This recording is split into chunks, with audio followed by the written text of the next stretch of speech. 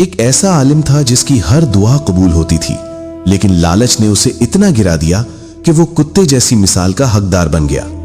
حضرت موسیٰ علیہ السلام کے زمانے میں بنی اسرائیل کے بیچ بلم بن باورا ایک بڑا عالم تھا۔ وہ عبادت گزار تھا اور لوگوں کو دین سکھاتا تھا۔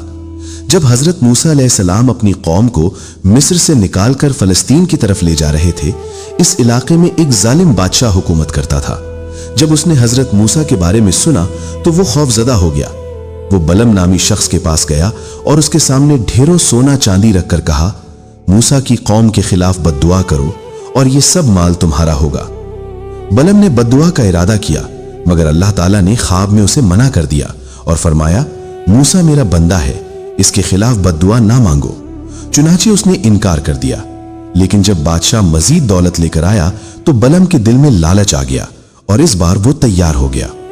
اگلے دن وہ اپنے گدھے پر سوار ہو کر پہاڑ کی چوٹی پر پہنچا اور موسیٰ کی قوم کے خلاف بد دعا کرنے لگا، مگر حیرت انگیز طور پر اس کے منہ سے بد دعا کی جگہ دعا نکلنے لگی۔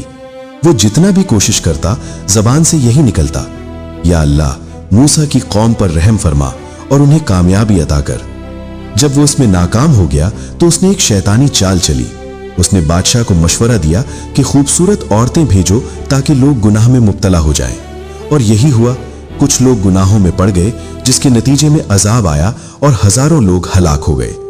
اللہ تعالیٰ نے سورہ الاعراف میں بلم کو کتے کی مثال دے کر بیان کیا ہے جو ہر حالت میں اپنی زبان لٹکائے رکھتا ہے۔